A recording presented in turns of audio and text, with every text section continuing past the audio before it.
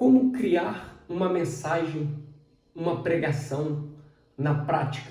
É isso que nós vamos aprender neste vídeo. Só que antes de entrar no conteúdo, eu quero lhe fazer um convite. Você que não se inscreveu no nosso canal, se inscreva. Faça parte dessa comunidade apaixonados pela palavra de Deus. O nosso canal Teologando e Capacitando. Também não esqueça de ativar o sino das notificações para você ficar informado toda vez que eu subir um vídeo novo para o canal. Não esqueça de deixar o seu like, pois o like ajuda o YouTube a engajar o canal com mais pessoas. E também compartilhe os nossos vídeos em suas mídias sociais, WhatsApp, Facebook e Instagram. Fazendo assim, você ajuda um irmão em sua caminhada cristã e também ajuda o canal a crescer. Pois bem, nesse método de construção de mensagem, de sermões, eu estou utilizando alguns materiais, e são eles: a Bíblia, tradução NVT, a Bíblia na tradução Almeida século 21, a Bíblia na tradução ABKJ 1611, a King James, né? Também usei a enciclopédia da Bíblia, o dicionário bíblico Wycliffe, muito bom, comentário bíblico de Wisby, comentário bíblico popular de William MacDonald. Vale lembrar que aqui alguns materiais que eu trouxe para nós fazermos essa gravação, só que eu já utilizei outros materiais, tá bom? E também estou aqui com o meu tablet, que é onde eu coloco todas as minhas mensagens. Então, dito isso, vamos para o vídeo propriamente dito. Então, meus irmãos, estou aqui com as 3 traduções da Bíblia. Uma BKJ que eu uso para ministrar a palavra, a Almeida século 21 é que eu gosto muito de estar lendo no meu dia a dia em casa, e a NVT é a que eu uso para comparações de traduções, por ela ser de uma equivalência dinâmica, ou seja, facilitadora. Deixa eu colocar de lado, já que podemos ver a respeito das traduções. E o texto que eu estou trabalhando para criar um sermão se encontra no Evangelho de Lucas, capítulo de número 13, que fala da parábola da figueira estéril, né? Onde Jesus conta ali a respeito da figueira. Nós vamos estar lendo. Deixa eu abrir aqui ó, na minha... Então vocês podem ver aqui, ó, aqui é a King James e aqui é Almeida século 21, eu gosto muito da Almeida século 21 pelo tamanho da letra. Se vocês puderem perceber, a letra que é bem maior.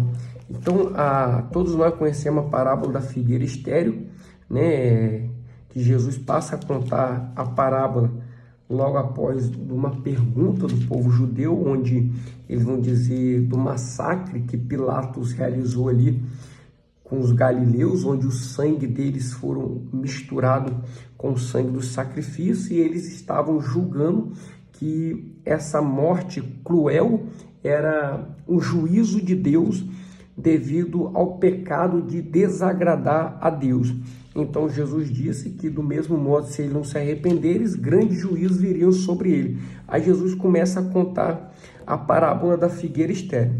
Porém, todavia, entretanto, deixa eu botar aqui, o método que eu usei, eu não peguei essa passagem em que Jesus fala de Pilatos, eu peguei diretamente aqui na parábola da figueira, porque aqui está trazendo alguns ensinamentos para a gente. Então, deixa eu colocar uma Bíblia de lado, utilizar somente uma. Então, o que eu descobri?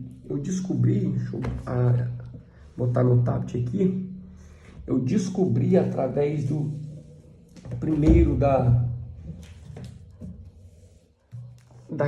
enciclopédia da Bíblia. Por isso que é bom nós termos um dicionário bíblico, enciclopédia da Bíblia. Eu utilizei outro dicionário também mais breve para entender o que é a parábola aqui, ó. E é bom a gente ter esse conceito. Também livro de hermenêuticas ensina, tá bom? Então a parábola é a comparação literalmente estabelecendo ao lado. Uma parábola é uma declaração ou história que busca fazer com que seja claramente compreendido algo que o orador deseja enfatizar, ilustrando isso a partir de uma situação familiar da vida comum. E também, aqui como nós vamos poder ver, eu utilizei o dicionário Wycliffe para pegar o mesmo significado da parábola, o que é parábola, e aqui ele deixou mais explícito o conhecimento. Ó, significado do termo: a palavra parábola deriva do grego parabole, que etimologicamente significa colocar as coisas lado a lado, geralmente com a finalidade de fazer uma comparação. Como na Septuaginta, no caso a Bíblia grega do Antigo Testamento, né, a palavra parábola foi usada como tradução da palavra hebraica mashal. Seus diversos significados ficaram anexados ao termo parábola. Portanto, no Novo Testamento, as expressões figuradas, comparações e metáforas são todas chamadas de parábolas. A parábola propriamente dita, isto é, uma história simples e curta de onde se origina algum detalhe de ensino, é um exemplo ampliado de uma comparação ou metáfora. Então, o que eu fiz? Eu peguei esse significado de parábola e coloquei em minha introdução. Ó. Vocês podem ver aqui no tablet, ó. Deixa eu pegar a caneta aqui, vai facilitar. Aqui, ó. Mas aqui, ó. Parábola do grego parábole, ou botei de vermelho, do hebraico mashal, que significa provérbio, analogia, até mesmo parábola. Remete à comparação, estabelecendo ao lado, ou seja, uma parábola é uma declaração ou história que busca fazer com que seja claramente compreendido algo que o orador, ou seja, aqui, ó, aí eu vou explicar quem é o orador, ou quem está expondo, deseja enfatizar, ilustrando isto a partir de uma situação familiar da vida comum. Ainda que Jesus foi o que mais usou esse recurso hermenêutico, porque a parábola é um recurso hermenêutico para ensinar seu público no Antigo Testamento, para ensinar seu público no Antigo Testamento, nós temos algumas parábolas. Eu peguei a ilustração de 2 Samuel 12, 1:7, em que aqui, ó, tá vendo? Aqui eu estou com a enciclopédia de novo da Bíblia, vai ensinar.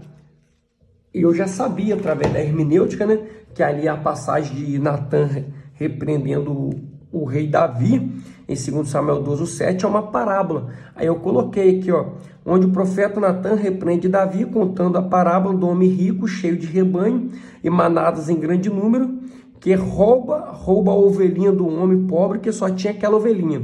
Quando Davi ouve essa injustiça, porque o homem rico cometeu uma injustiça com o pobre, ele fica enfurecido, cheio de ódio. Então, o profeta Natan revela que essa parábola representava a vida do próprio Davi, quando ele comete uma injustiça com quem? Com Urias, roubando sua esposa Betseba e ainda planeja a morte do próprio. Logo, entendemos que a parábola ela tem poder de revelar situações que estão acontecendo conosco ou ao nosso redor. Então, eu peguei essa introdução, aí aqui que eu fiz. Ó. Então, a parábola da figueira estéril era uma resposta de Jesus sendo aplicada à nação de Israel, pois a figueira aponta para Israel. Aí eu usei o Salmo 80, verso 8, que vai dizer que Israel é uma figueira arrancada do Egito. Mas Jesus estava dizendo que essa figueira que foi tirada do Egito não estava produzindo frutos. Então, agora, se vocês perceberam, eu vou fazer uma fase de transição para me começar, propriamente dito, a aplicar a mensagem. Então, mesmo a figueira apontando para Israel, os princípios aplicados por Jesus na parábola, ela pode ser aplicada individualmente a cada pessoa.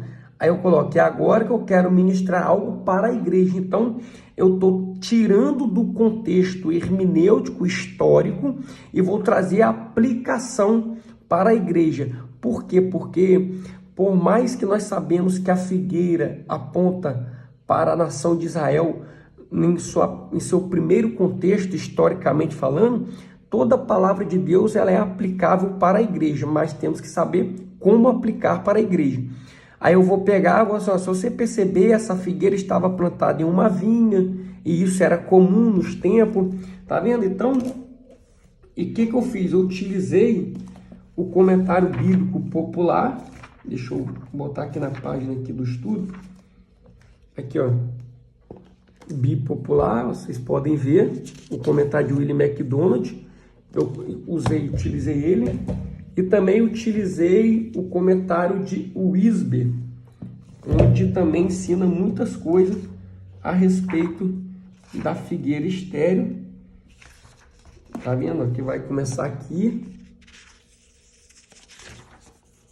Entre outros comentários, eu consultei o comentário Bico em PDF, o comentário daquele de bolinha em PDF.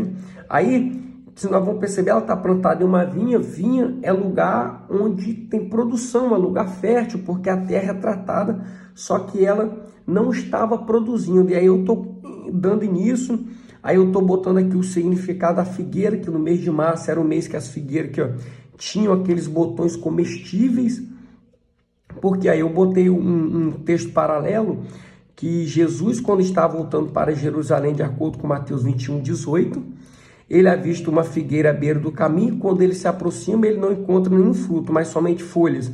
Então ele amaldiçoa a figueira. Aí eu fui entender o porquê daquilo de Jesus. Eu peguei um estudo a respeito da figueira também no dicionário Wycliffe. Aí eu vou dizer aqui, ó, no mês de março era o mês em que as figueiras tinham aqueles botões comestíveis. No mês de abril vinham as grandes folhas verdes, para em maio os botões caírem e serem substituídos pela safra normal de figos. Então esse incidente com Jesus aconteceu no mês de abril, propriamente dito, né? Ou seja, a árvore deveria ter algo produzido nela, os botões comestíveis, mas não tinha, que são aqueles pequenos frutos. Agora o que eu estou explicando para a igreja? O fato de Jesus estar irado, eu botei que se podemos dizer assim, que é uma figura de linguagem que eu estou usando aqui, não era porque ele não encontrou nada para comer. Jesus não ficou zangado porque não encontrou nada para comer. Ele estava irado, pois quem era para produzir não produziu. Porque a responsabilidade de quem está plantado em lugar fértil, no caso da figueira, da parábola, numa vinha, é produzir, pois vinha lugar de produção, lugar de gerar. Aí o texto de azul é uma aplicação que eu estou levando para a igreja. E se tem uma coisa que o Senhor procura em nós, não é folha, mas são frutos. E o que por muitas vezes ele está encontrando não é fruto, mas são folhas. E folha revela aparência, só revela o exterior. Aí nós podemos incrementar, porque o Espírito Santo de Deus vai revelando. Tem pessoas que não levam uma vida que gera frutos, mas que estão somente vivendo a aparência, entre outras coisas. Aí o que eu peguei interessante aqui, até uma passagem, uma frase que eu ouvi um teólogo dizendo a respeito de Spurgeon, que ele diz que o primeiro Adão buscou folhas, o segundo Adão busca frutos.